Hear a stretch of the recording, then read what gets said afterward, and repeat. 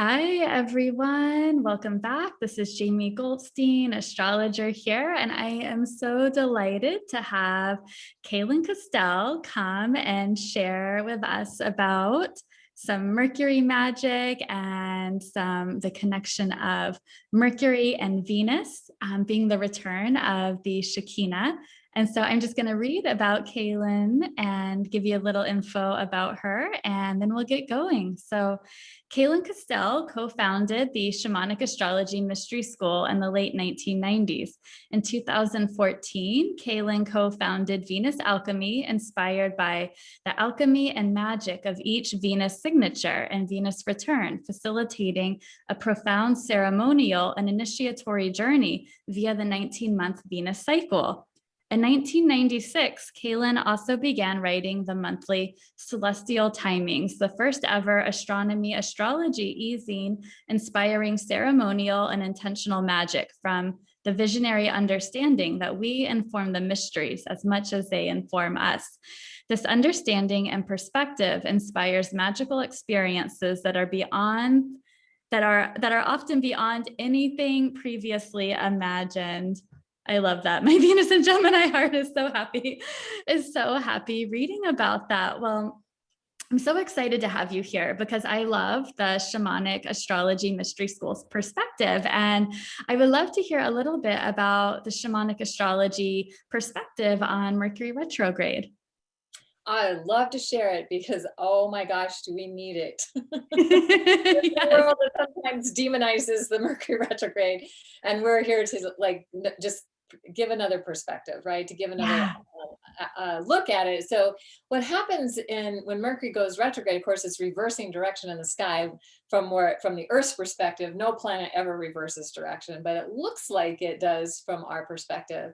And so it's like the Mercury is the trickster, right? So oftentimes Mercury retrograde is seen as having lots of tricks and things we don't expect because we live in a left brain consensus reality. Logic, ration, and reason is how we tend to operate on a day-to-day basis. Even people who are more intuitive and so on will still find they have to operate that way because of our collective consensus reality.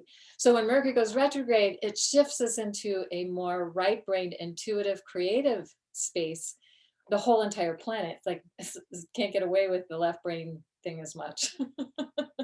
I mean, it still can work, like right brain can work in left brain reality and so on. But so what we see it as not good or bad, not better or worse, not something to fear, but something to embrace and to give ourselves permission to be more creative, to maybe step back from pushing things forward in the same way, because it's time to step back. I like to think of it as pulling the arrow back on the bow so that we can go forward with greater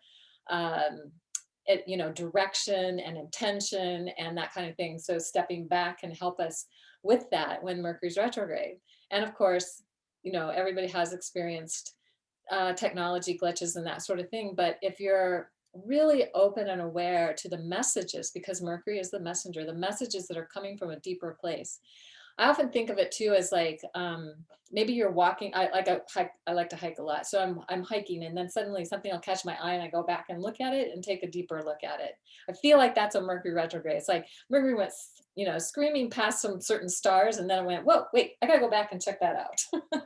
So it goes back and takes a deeper look at what that's about, and when we're aware that that's the intention, then we can work with it from that awareness and not get so frustrated.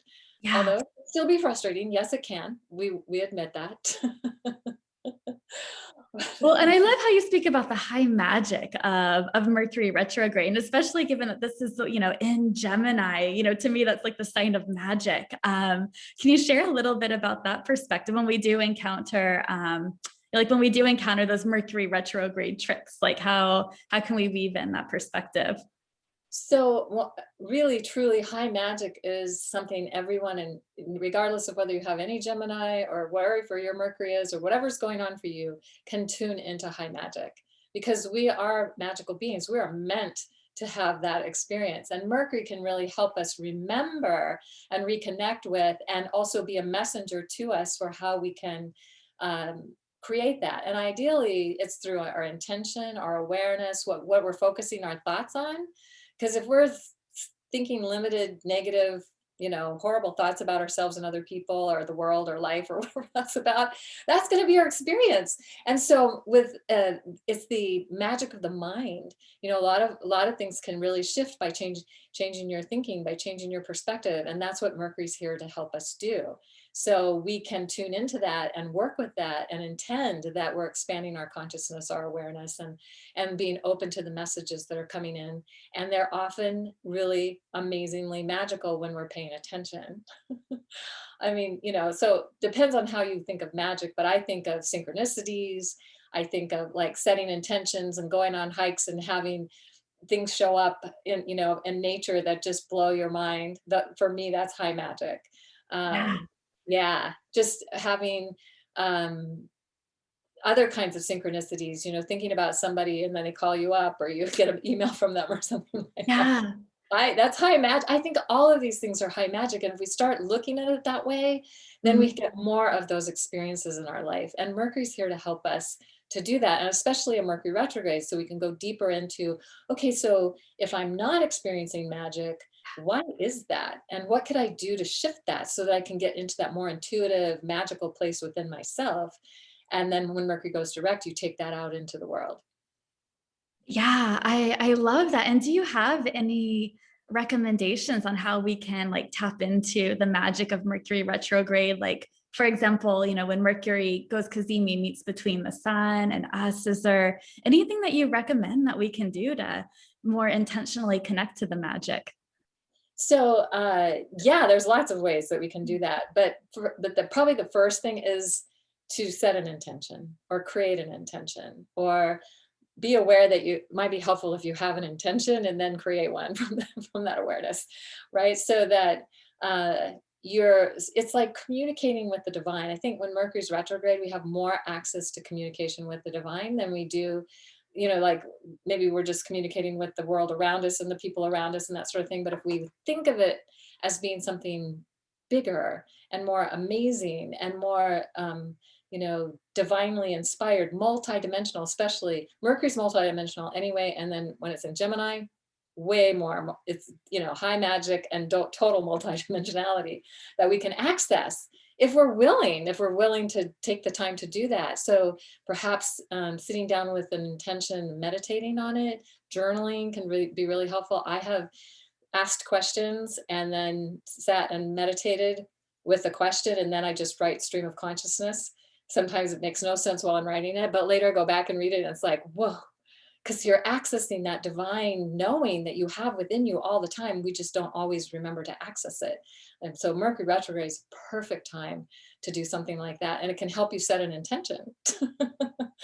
And so, because really our reality is created from the things we're thinking about and what we're feeling, what we're putting our attention on, and our intention. So yeah, I, so that's pretty broad, but there's no one rule or way to do Yeah. it, but just what calls to you and how you want to do that. Go out and make an earth altar, and ask for guidance, ask for divine guidance. Or make an altar in your home somewhere and ask for divine guidance. Altars alter awareness. That's their purpose. Yeah. That's a very Mercury kind of statement, by the way. I Alter love it. awareness, right? I love it. What do you think the main or some of the biggest invitations of Mercury retrograde in Gemini are? Yeah, wow, because Gemini is um, it's very expansive. We could say these, if the Gemini archetype, one of the ways we look at it from the Shamanic Astrology perspective is to say, this is the troubadour minstrel. This is the bard or the one who travels around telling the stories. So Gemini is the storyteller. And we've had stories in our culture that really haven't served us very well. So what would be the new story? So like, for example, one of the things we've been doing working with the Venus Gemini cycle is, as a new world storyteller, is looking at the story of survival of the fittest and how that's created this world of competition and how there's not enough for everybody. So we got to get ours. And if that hurts other people, too bad. How do we tell a new story? There's plenty for everyone. And if we all work together, we can have a much more magical, fun experience. Huh, what a great new story, right? So we want to look at the stories we tell ourselves and think about how we might tell that story in a new way. So for me, I decided in the late 80s, when I was going through a rough time in my life, I decided I was going to live a magical life. I just said, I'm going to live a magical life. I just couldn't take the life I was living anymore, and I had to change it. And literally, it took a little while, but within a year, my life had completely changed and was very different. And I just like I held on to that intention. So that's a great intention when you're Mercury and Gemini retrograde, or Mercury and Gemini anytime, but especially when it's retrograde, because it's going to stay in Gemini for such a long time. We have a lot of time to work with it. So maybe your intention would be to live a magical life.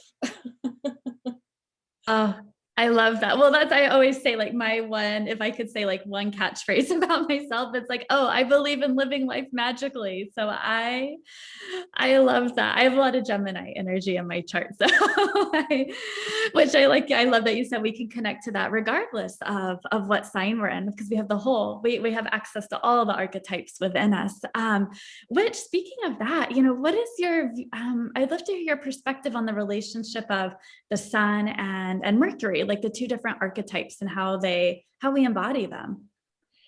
I so love that you asked that question. In the Shamanic Astrology view, the sun is your energy or your style of moving through the world, how you energetically move through the world. So you could say it's also like fuel. And then, if you fill up at the gas tank, if you're filling up a tractor, you're going to put in tractor fuel. If you're filling up a race car, you're going to put in race car fuel. If you're filling up like a family car, it's going to be so there's different kinds of fuel that we can access. So, and if you think about the sun, it's in a sign for 30 days. It's not necessarily personal to who you are. It's just locating you in the seasonal cycle. Are you around an equinox or a solstice or a cross quarter point or whatever?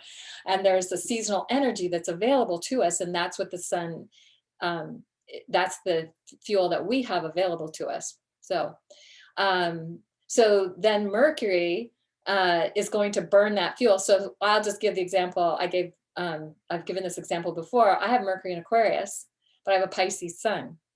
So I tended to not just be logical, left brain, rational, like you might think of Aquarius, definitely outside the box, definitely revolutionary ways of thinking, all of those things I have. But there's a lot of compassion with it. It's not so detached. It's like I feel it. If I don't feel it, I'm probably not going to say it. And my husband has Mercury in Cancer and Sun in Gemini. So we have that. I have an air Mercury and he has a water Mercury. You would think they wouldn't necessarily communicate all that well. There might be some challenges with that because there's a completely different communication style going on there.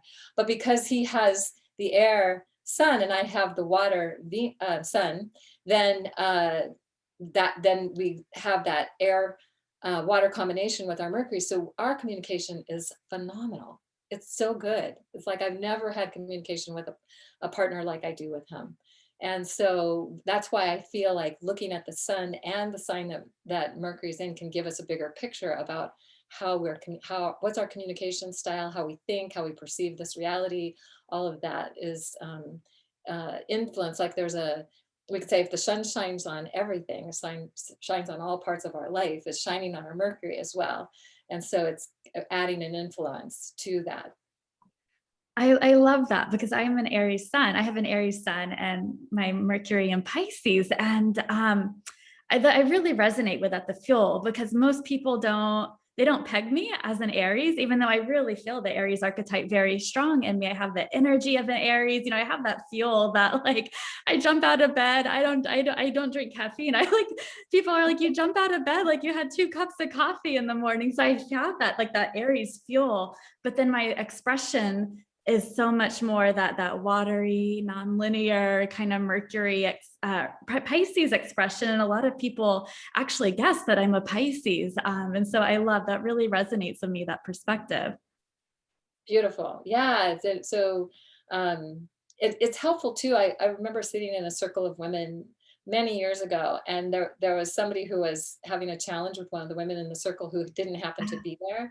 And I said, well, her style of communication, I can't remember the archetypes now. I wish I could, because this was like Yeah. over 20 years ago, but probably like more like 23 years ago or something. But anyway, Yeah. I just said, you know, her style of communication is really different, and you might think she's saying something other than what she thinks she's saying to you.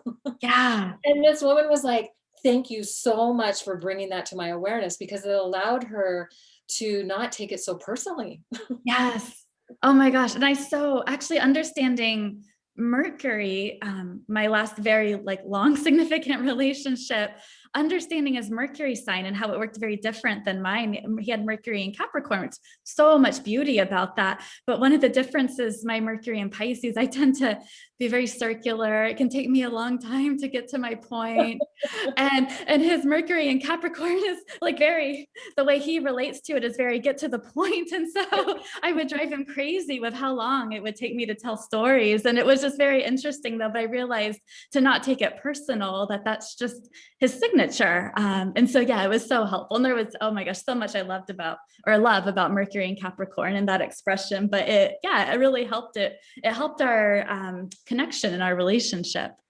Yes, it absolutely does. And it also gives us the ability to allow people to be who they are and not who we Yeah. want them to be. Yeah, Like, so you absolutely. don't communicate in my style.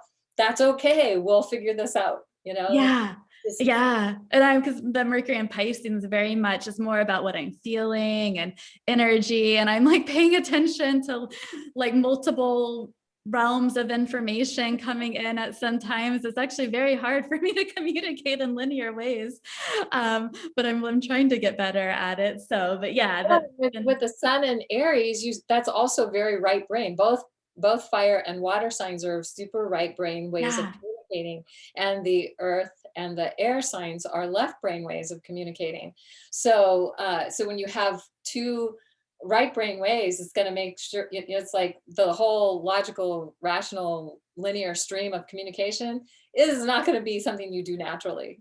Yeah, and that's so interesting. That partner I was talking about was Aquarius, Aquarius sun. So we're very, very the left brained on both aspects, and I'm the right brained on, which there was an amazing synergy to it. But it's just, I just love, I love how this just adds so much deeper meaning to every aspect of our lives. And well, so I'm so excited about the start of this retrograde with Mercury conjunct Venus. And I love the Venus wisdom that you share. You're such a wisdom keeper of Venus. And so in Venus Alchemy. And so I am so inspired by an article that I read from you about the connection between Venus and Mercury meeting in the same spot in the sky, and the return of the Shekinah. Would you share some about that?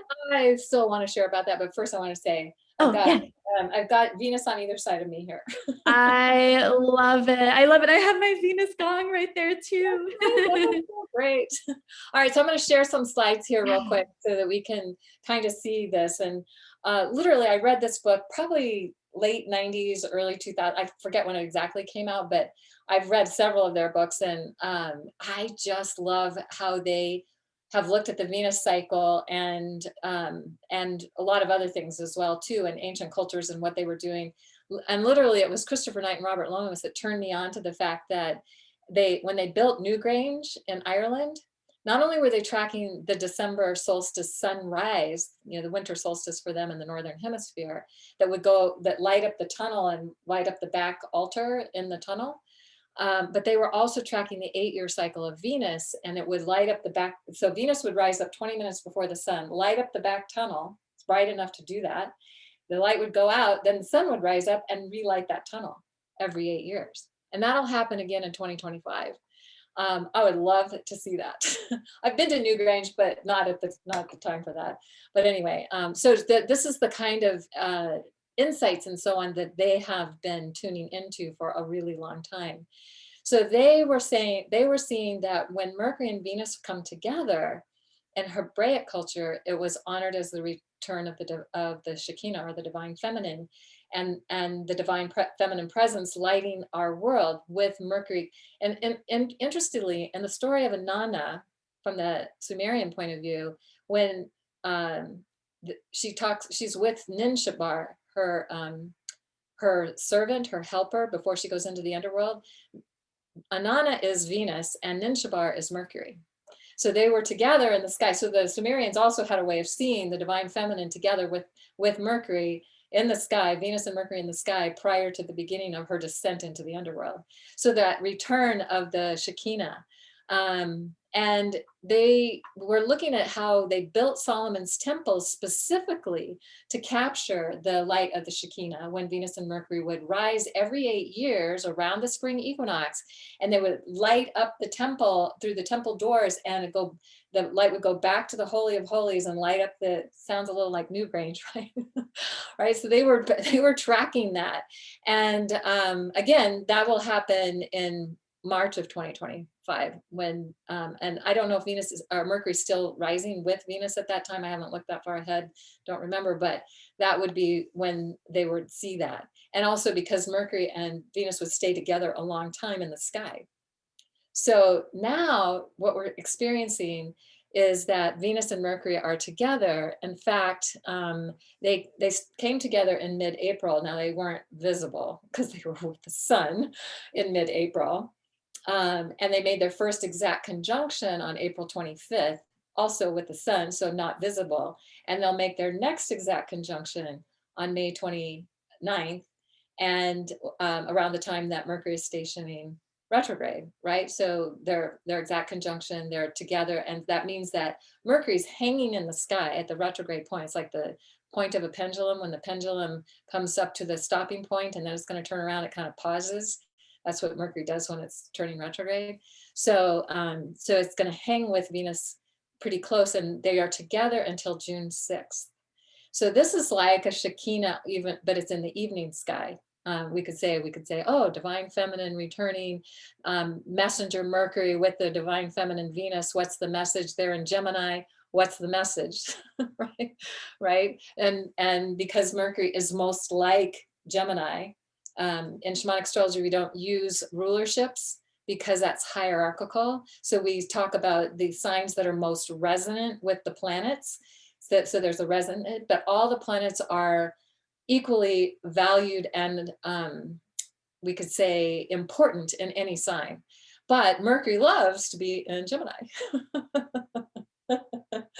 So one of the things you'll see here is that when this is the Earth at the center, and this is how Mercury goes around the Earth, and it looks like it's forming this triquetra, the three Vesica Pisces, the interlacing circles.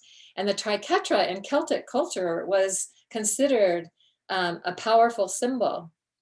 And it's interesting too that there's the circle here that goes around, so you can see the circle and how the triquetra of Mercury is intersecting the circle. So you know, the power of three, you know, there's the mother maiden crone or maiden mother crone.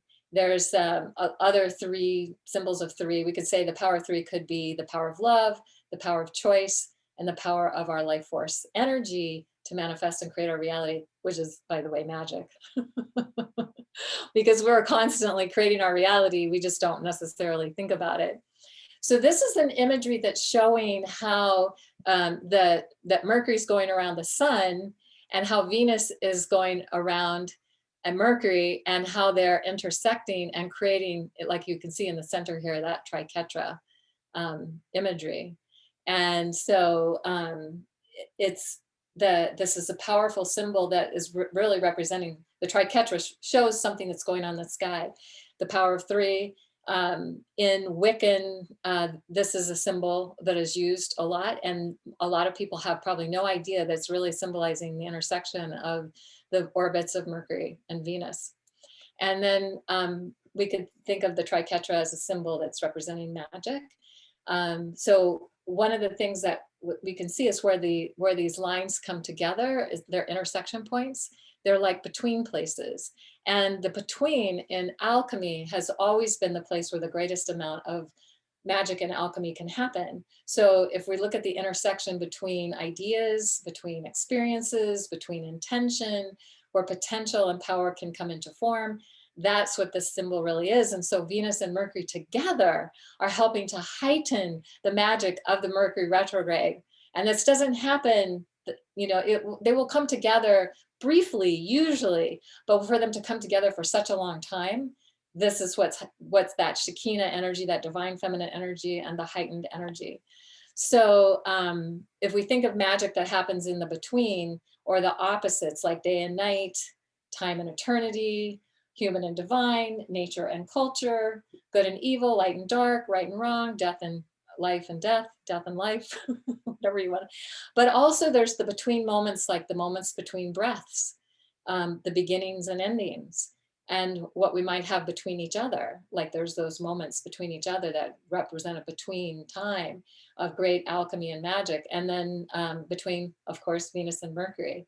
So this particularly Mercury retrograde in Gemini, and both Venus and Mercury are in Gemini, heightening the magic already. Also, they're coming together to heighten the magic, and they're creating, that divine feminine magic, and Mercury's creating the messages, right? We could say what are the magical messages that if we open ourselves up to, we can experience more of the magic than maybe we've even ever thought of before. Oh my gosh, I just love that. So many chills. And then also, I'm like just that the layer of like Venus starting her cycle in Gemini and they're coming back and having this magical meeting. I am just, oh my, I'm feeling, I'm like feel it in my fingertips. Plus, I'm we can feeling, add that the North Node is in Gemini. yeah, That only happens every 19 years. And so Mercury and then Venus and the whole North Node aspect that's been going on adds even another layer of high yeah. magic and destiny. What is our divine destiny? What is it that we can tune into and receive the messages about and take the action on to create the new story around what is our destiny? It's just Yeah. such a, I mean, whoa.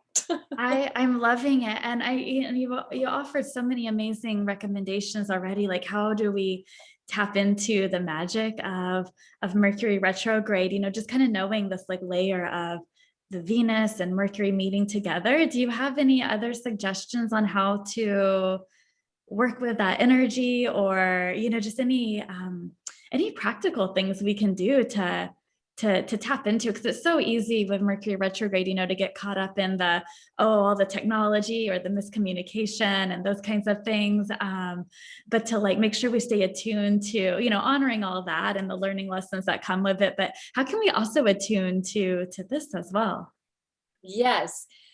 Well, probably one of the best things people can do, if you have a low horizon line looking out towards the west, or drive out to some place where you can, hopefully so you can see them together. And of course, Venus is going to outshine Mercury by several times. But interestingly, and many people don't necessarily know this, is that Mercury's elusive. It's hard to see. It's constantly coming in and out of our reality. Like it's multidimensional. So it's in and out of, I like to think of it, when it's not visible, it's in another dimension, another reality. So, but Venus will be a spotlight. You cannot miss her. And if you get to see Mercury, it's kind of rare. They would, and sometimes in ancient times, send people out to spot Mercury and drive them crazy. It was like kind of a test, like, oh, if you could, initiation test or something, like if you can see Mercury. And Mercury's especially bright in this evening star appearance, the brightest of the year. So ideally, you should be able to see Mercury and Venus together. May 29th or sometime around there. You really have a few days before and after that exact point, because Mercury's not moving fast, and Venus, you can't miss her. And she's not really moving super fast either. So they'll be kind of hanging out together. So if you can, and then what I recommend is, it's not like you have to do anything, because we're so doing oriented in this world. It's like, oh, I need to do a ceremony. I need to do a, whatever to make this work and to tap into the energy, but just be open and perhaps just ask the universe to send you a message that you understand. I always include that, because sometimes I think I get messages and I'm like, yeah, I'm not really getting that one. was a little bit complicated. So Oh, for it to come to you in a way that you can really understand it, and that then you can take action on it if it's something that you need to take action on, or you can just be with it and embody it as part of who you are. It might yeah. just be, you know what, you're just okay just the way you are. That could be the Mhm. message. You don't need to do anything. I get that I message. love I that. get that message, but I don't necessarily always believe it. I always still find myself doing things. Well, that's Um, such great medicine for me today because I have my chart is very emphasized today. Mercury, as we're recording this, is conjunct my Venus, and I just had this moment before this, like I didn't plan like a ceremony for today. I usually do like to plan things, and so I actually that's like such medicine for me that that's okay. I can just be receptive to the energy, whatever is here is here. So I love that. Yeah, and sometimes it's just maybe even stopping and making a declaration. Yeah. Like, okay, here's my intent. This is what I want to happen. This is what I'm choosing. And this is what I'm energizing in terms of the high magic that I want to experience and live in my life. Just do it in the moment. You don't have to. It's great to do ceremony. And I will say I love ceremony. I really I'm a do. Virgo South Node. I love it Lighting too. candles and, doing smoke clearings and putting, Yeah. things on an altar, whatever that's all about. um, that's a way to focus our intention. So sometimes people need that to do, to really, because especially if they're distracted or they've got other things going on, it's a way to help focus the intention. And if it's something you love to do, do it. But if you don't have time, you don't have to.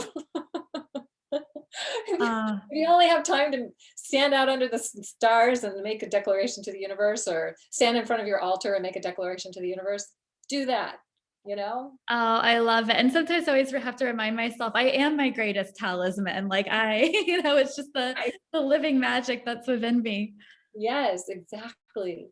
And when we can really energize that, just simply there was a woman named Dolores Cannon who did a lot of past life regression on people, and the biggest message a lot of them got was that you don't have to do anything. Your being here and coming from a place of love is bigger than you can imagine. And so we often feel like we need to accomplish great things, like, I don't know, change the world in some way really significant. And maybe what we're doing is we're changing the world by being here and being in a place of high vibrational energy of love. Wow. Takes a Um, lot of the pressure off. yeah, I love that. I was actually just contemplating everything you're sharing is so powerful. I was like just this morning, I was like, wait, what am I really doing? I had this existential moment, and I love that you just grounded me back into my presence. So thank you Beautiful. so much for that. Well, I'm so grateful that you took some time to share wisdom with us for the summit. Is there anything else you feel inspired to share about this upcoming Mercury retrograde? And then also, please share with us, any offerings that you have, anything that you have coming up that people might want to know about. Well, we're doing, if people want to join us for the Venus Alchemy journey, we've done the first class, but it's all, video replay, whatever. And over the next 8 months, 7 months now, I guess 7 more classes, we'll be looking at each Venus moon conjunction as a chakra gate and how she's reclaiming a healthy relationship with that energy, and from the Gemini perspective, right? So it's really fun, so if people are interested in joining us for that, there's still time. And I haven't really quite figured out what I'm going to offer yet, but I'll make sure it'll probably be something on Mercury, and I'll send that to you, and people want to know a little bit more about that. Um, the view of Mercury that we have here from Shamanic Astrology perspective. There's some articles and things that I've written that I'll make available. Well, beautiful. It's such a delight to have you here. And thank you so much for sharing your wisdom. This was such medicine to listen to. My pleasure, totally. I love the magic. Oh, yay. Well, bye everyone. I'll see you soon.